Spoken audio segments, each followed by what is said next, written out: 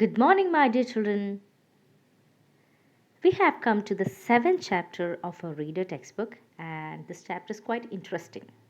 It's about Olympic Games. We are going to learn how Olympics came into existence, and so it's very interesting. So let's start. Look at the pictures, and you have to identify the sports that are being played. Are you ready? Yes. What about the first one? The first one is, come on, children, basketball. Very good. And what about the second sport? Second one is football. What about the third one? I'm getting two answers. High jump. Somebody's telling long jump. Okay, it might be any one of them. I think it's in one of them, high jump or long jump. And what about the fourth picture? It's badminton. So, in this lesson, we are going to learn about Olympics and what all, uh, like who introduced this and all those things.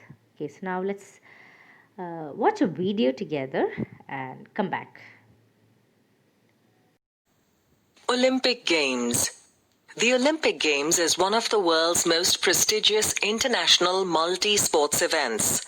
There are several myths about how Olympics came into being. One such myth is that when Zeus defeated his father Kronos for control of the world, a temple and immense statue were built in Olympia to honor him. The ancient games were held till about 393 AD, when it stopped after the Romans came to rule Greece. The modern Olympic Games were started in 1896 by a young Frenchman named Baron Pierre de Coubertin. The Olympic Games are held every 4 years. The Olympic symbol with 5 rings stands for the unity of the 5 continents. The Olympic motto in Latin, Citius Altius Fortius, means swifter, higher, stronger. Weeks before the games begin, a woman dressed in Greek robes lights the Olympic torch in the Olympia Valley in Greece. Many participants take turns to run with the torch through different countries. The final runner carries it to the stadium just before the games begin. The flame is put out at the closing ceremony. Baron Pierre de Coubertin gave the advice, "The most important thing in the Olympic Games is not to win, but to participate." The Olympic Games is the world's biggest sporting event, and people from different countries and different continents come to one place and they participate in different sport items, and what happens, and the winners will be decided accordingly. So as you might have seen in the television, yes or no? And so mainly it includes, the events are mainly can be put under different names, and the first one is Summer Olympics. Summer Olympics, and the items under Summer Olympics are archery, badminton, basketball, boxing, cycling, diving, handball, hockey, judo, swimming, shooting, tennis, wrestling, water polo. All these things comes under Summer Olympics. And the next one is Winter Olympics. Winter Olympics, the items are like ice hockey, skiing, speed skating, and all these things comes under Winter Olympics. The modern Olympic Games actually started in the 19th century. Okay, in the 19th century, we are living in 21st century. Okay, in 19th century, the modern Olympic Games started, but the modern Olympic Games was inspired by the ancient Olympics. You might think, what is modern and what is ancient? Modern is, the word modern means present or uh, recent one. Okay, and ancient means, it means it has happened in the past, like thousands and thousands of years before. Okay, the word modern means it might be in the present time or the present age, whereas the word ancient means it has happened thousands and thousands and thousands before. So the modern Olympic Games were inspired by the ancient one. Okay, because the ancient one was there, the modern was once again put into force. So now let's look at let's look at what the ancient Olympics are. How the ancient Olympics came into existence. So this has two interesting stories, and we'll discuss that, and then we'll go to the modern Olympic Games. Okay, now let's discuss about ancient Olympic Games. This ancient Olympic Games, it's believed to uh, start like around 3000 years ago. Okay, so it's ancient means I told you it's like it happened thousands and thousands of years before. So this ancient Olympic Games happened around 3000 years ago or before in the place named Greece. Greece was one of the uh, not one of the, it was the most powerful uh, what do you say, nation at the time. And the Olympic Games started, okay, it first started in this place. Okay, and actually this was a part of a religious festival, like how we celebrate Dashera and Diwali in India. So this Olympic Games were actually a part of a religious festival, and the god they worship is god Zeus. Zeus. Okay. In order to in order to worship god Zeus, they used to celebrate this, and that too in the valley of Olympia. That's how the name Olympics came. Okay, Olympic game. This happened in the valley of Olympia, and that's how the name Olympics came. Okay, so I told you there are different kinds of stories regarding how this Olympics uh, started, but we'll be discussing just two stories or two myths. Okay, the first myth is about Zeus and his father Kronos. Zeus and his father Kronos. Zeus defeated his father Kronos because he wanted to control the world. So so Zeus defeated his father Kronos, and so what happened is a big temple and an immense statue was built in Olympia to respect and to worship Zeus. Look at the picture. This is the temple, and this is the picture, the statue of Zeus. Okay, and it's such a big statue, and a lot of people would come to this temple, and as I told you, this was a part of their religious festival. So people would come and worship the god Zeus. This is one story. And the second story is about the person named Heracles. This is the second story, and the main person of this story is Heracles, and he was the son of Zeus. And Heracles had a lot of strength. Look at the picture itself, you can find that with a lot of muscles. Did you see? So Heracles had immense strength, a lot of strength. And what happened is one day there was a king of Mycenae, and this king of Mycenae ordered Heracles to complete 12 difficult tasks. This king gave him very difficult tasks, and he told Heracles to complete all this task. And Heracles, he did that successfully. And so what happened is Zeus, he was the king of gods. Okay, and he was so pleased with him, so happy with him that he took Heracles with him to Mount Olympus, and he ordered him to stay there with the gods. Okay, he stayed, he lived with the gods. and that's how the Olympic Games was initiated. It started. This is one of the story because Heracles means his name was known for immense strength. So uh, this is one of the story, and finally the ancient Olympic Games stopped because this Greece was defeated by the next powerful nation, Rome, Rome or Romans. Okay, when the Romans came, they defeated the people of Greece and they captured this Greece, and that's how the Olympic Games, which happened in Greece, was stopped.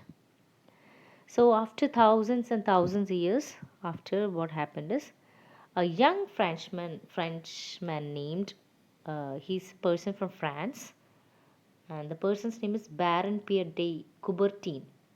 Baron Pierre de Coubertin. He's a Frenchman. He started the modern Olympic Games, and that too in the year 1896. Once again, I'll tell this person, that is Baron Pierre de Coubertin. He started modern Olympic Games in the year 1896. Mainly, he wanted people from all over the world to come together and to compete or to take part in the competition in a friendly manner. That's why he introduced this. And as you know, Olympic Games are held every 4 years.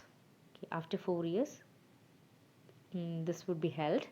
So it's like after every 4 years, this would be done. And have you seen an Olympic symbol? Yes, this is the symbol. How many circles does it have? It has 5 circles. And are the 5 circles in the same color or different colors? It's in different colors. You know, there's an important thing behind this. The main thing is these 5 rings stands for the unity of 5 continents. Okay, uh, that means each country has different national flags. Yes or no? India has a flag, Pakistan has a flag, China has a different flag, America, USA has a different flag. Yes or no? So each and every country has different flags. And the interesting part is the Olympic symbol, it has 5 colors. Yes or no? Out of these 5 colors, any one color would be in any of these flags. For example, like in we'll take our flag, Indian flag. Indian flag has white, saffron, and green. So look at here, we have a green circle over here. Yes or no? And if you look at the Canadian, the national flag of Canada, it's all about white and red. So look here, we have a red circle. So these 5 colors are uh, introduced so that it shows the unity of all these countries or all these continents. Okay, and look at the colors, children. It's blue. The first circle is blue. The second is black. The third one is red. The fourth one is yellow, and the fifth one is green. So it each and out of these 5, any one color would be there in any one flag. Okay, that's why it shows the unity of the countries or the 5 continents. And the aim behind the Olympics are Citius, Altius, and Fortius. Say it, repeat after me. Citius, Altius, Fortius. Once again. Citius, Altius, Fortius. This is the Latin language. Latin. Okay, this is the Latin language, and the meaning of this is swifter, higher, and stronger. That is the meaning. This is the Olympic motto, and mainly uh, Coubertin, he wanted mainly the people to understand um, not about winning but about the participation. Okay, that's why this motto has been introduced. And before the games begin, the Olympic games begin, a woman, okay, would be dressed in Greek robes. Look at the dress in this picture. This is the Greek attire or the way of dressing. And this woman would light the Olympic torch in the Olympia Valley in Greece. And this would be passed down. Many participants they take turns to run with the torch through different countries. Okay, and if you have watched Olympics, you can find all these kind of things. So the final runner carries it to the stadium just before the games begin. So the final runner will be bringing it to the uh, stadium. Okay, and this flame would keep on burning until the games are closed. Okay, it's only in the closing ceremony, after the closing ceremony only the flames put out. Okay, so until that, if this is for 1.5 month, it would be, the flame would be burning on every day and night. It would never be put out until the games are, or the closing ceremony has been finished. So as I told you, Baron de Coubertin, he wanted, we already discussed that he wanted people from all over the world to come to one place, and they should participate in a friendly manner. Yes or no? So he also wanted to make such kind of feeling that it's not about winning the competition, but it's all about the participation. Okay, because imagine that it's such a world event. Yes, and it's such a big event, and if one gets a chance to participate in such a world event, then it's a very big thing, right? So, Coubertin wanted people to have such a kind of a feeling that at least part. It's not about winning. Okay, we're winning the first prize, second prize, third prize. Not that. It's all about the participation. At least they could have the chance, a golden chance to participate in such a world event. Okay, that's what uh, Baron Pierre de Coubertin wanted to uh, um, what share a piece of advice. So it's not about winning, but it's all about the participation. So this is our seventh lesson. I hope you have enjoyed this. I want everyone to read this lesson. It's very interesting. When you read it, you'll get to know more things. And tomorrow we'll be reading the lesson together, and we'll be discussing the new words together. Okay, children, please read the lesson. This is one of the interesting lessons of a textbook. I want everyone to read the lesson today itself. And take care and bye.